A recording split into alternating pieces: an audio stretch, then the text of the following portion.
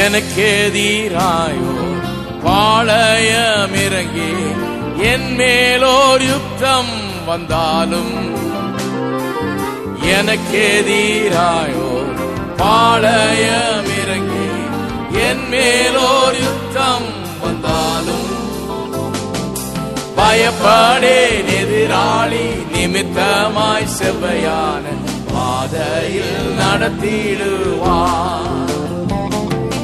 பயப்படேன் எதிராளி நிமித்தமாய் செவ்வையான பாதையில் நடத்திடுவார்.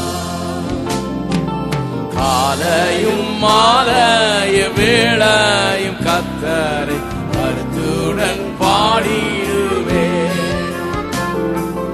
ஒன்றை நான் கேட்டேன், அதையே நாடுவேன், என்றும் தம் மகிமையை காண